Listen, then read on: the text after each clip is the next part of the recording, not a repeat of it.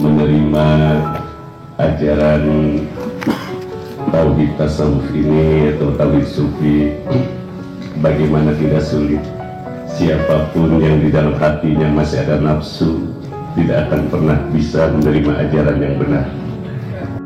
Abu Jahal, dia mengakui Nabi Muhammad adalah benar karena dari kecil Al-Amin. Tapi Abu Jahal yang tidak suka, kenapa harus Muhammad bukannya aku? Maka berbahagialah kita yang di dalam hati kita tidak ada kebencian terhadap tauhid tasawuf. Ada suratul mustaqim, ini jalan yang benar. Imam Ibnu Malik di dalam kitab Alfiyah telah menerangkan, wa mudmarul ladzi qad infasal akid bihi kulla dhamirin tasal. Ini kita bicara Alfiyah itu. Karena semua ilmu tauhid tasawuf ini bisa dilihat, dipelajari, diteliti, dianalisis oleh semua ilmu, menandakan bahwa tauhid tasawuf adalah benar. Bagaimana sisi pembahasan kitab Alfiyah Imam Ibn Malik, wa mudmar raf'il ladzi qad intasal akid bihi kulla dhamir tasal. Setiap dhamir yang munfasil, dhamir hati, setiap hati yang sudah menyatu dengan Allah Subhanahu wa ta'ala, wa mudmar raf'il ladzi, setiap hati yang sudah tinggi derajatnya dan dia ittisal dengan Allah wahdatul wujud, menyatu dengan Allah bukan berarti melekat, jauh dengan Allah bukan berarti berpisah, karena kita dengan Allah tidak akan pernah bisa dipisahkan. Siapa yang berani berkata bahwa nafas kita bukan dari Allah, maka saat ini kita akan wafat. Di saat kita nafas, di sana ada minalillah, ada imdad setelah Allah ijad. Maka langkah kita, harokah kita, sakanah kita tidak mungkin bisa lepas dari Allah. Orang yang berkata tidak ada Allah pada dirinya sama saja tidak ada Khalik pada dirinya, bahwa dia menciptakan dirinya sendiri, dan itu adalah kekufuran. Menyatu bukan berarti melekat, karena kita bukan Allah, kita makhluk. Tapi pada makhluk tidak ada sesuatu yang kita lepas dari Allah. Betul?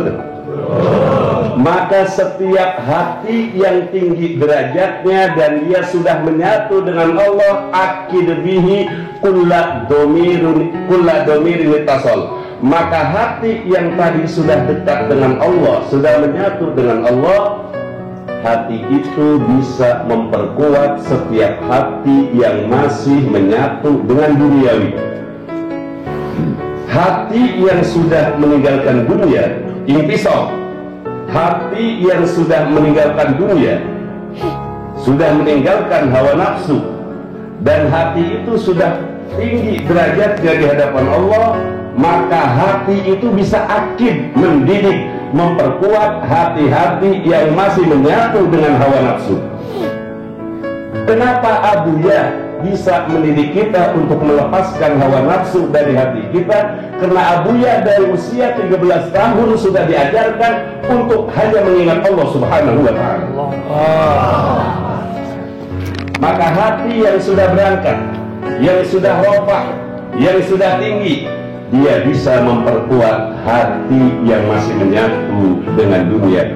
Bagaimana mungkin seseorang bisa melihat keagungan ajaran tauhid tasawuf ini kalau di dalam hatinya masih ada duniawi? Tidak mungkin. Rasulullah Shallallahu Alaihi Wasallam mi'raj, meninggalkan dunia, melepas Rasulullah dari dunia. Rasulullah ditinggalkan dulu oleh Allah Subhanahu Wa Taala untuk menuju Sidratul Muntaha, ditinggalkan dunia.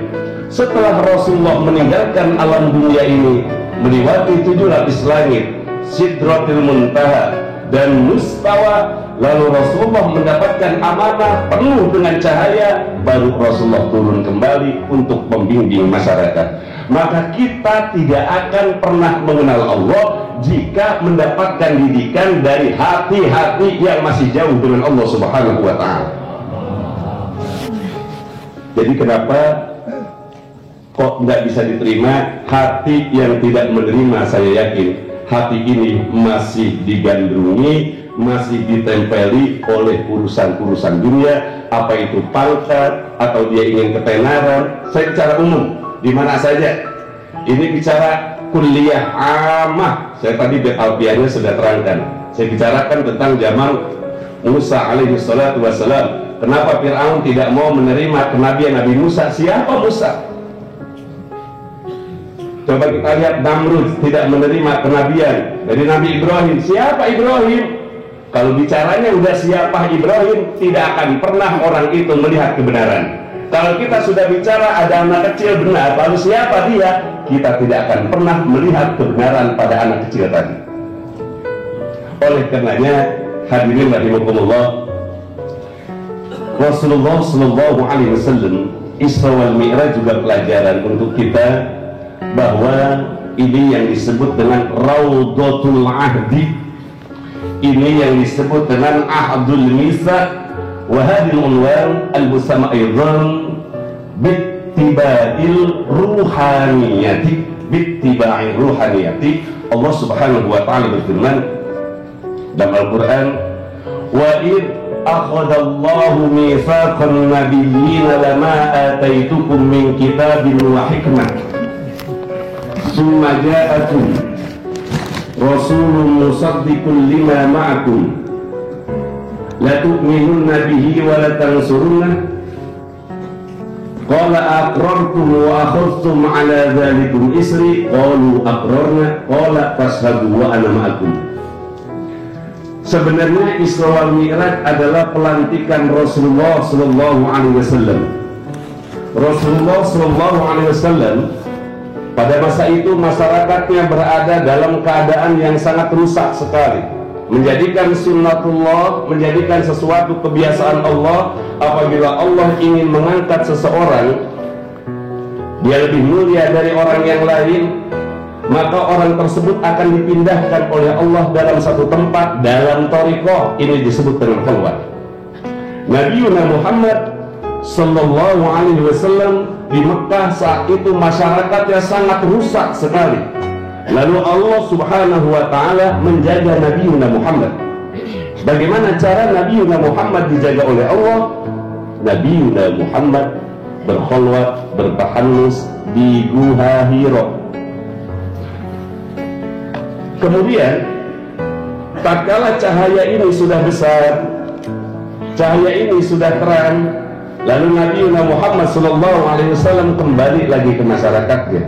Kita yang berkumpul sekarang ini di dalam ajaran tauhid tasawuf sebenarnya sedang menyalahkan api-api ketauhidan kita kepada Allah.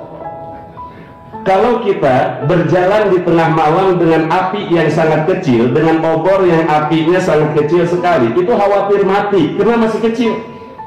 Api yang sangat kecil ini tidak bisa menerangi orang banyak. Kenapa? Jangankan menerangi orang banyak, terkena angin aja khawatir mati. Maka harus dijaga api tersebut, jangan sampai mati. Lalu kita cari bahan-bahan kayu bakar yang banyak sampai api itu menjadi api unggun. Tapi tatkala api itu sudah menjadi api unggun, kita bawa api tersebut ke atas gunung, ketiup angin dengan dahsyatnya, tentu api unggun itu akan menjadi indah. Apabila api imannya kecil, akan mati digoda masyarakat. Kalau imannya sudah besar, godaan-godaan itu akan menjadi bahan ketertawaan untuk orang-orang yang memiliki iman yang kuat. Dalam hadis Rasulullah SAW, kalau ulama tasawuf membacanya begini: anta'budallah ka'annaka taroh fa in lam takun taroh dir waqafa.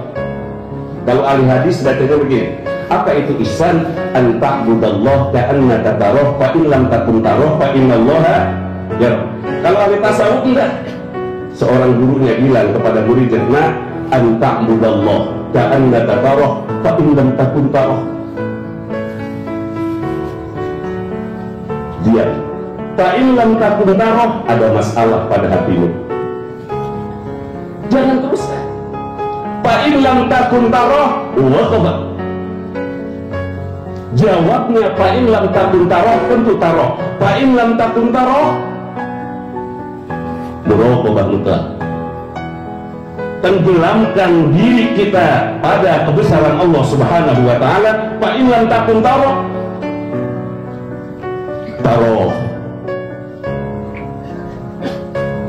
Tadi disampaikan tauhid tasawuf yang disampaikan oleh Abuya Makalah dan segala itu hanya dal, membawa kita, membimbing kita, tapi untuk sebenarnya Abuya ingin mengangkat ruhaniyah kita ini lepas daripada badan ini, lepas daripada hawa nafsu. Sebenarnya itu, karena hanya dengan begitulah seseorang akan bisa mengenal Allah.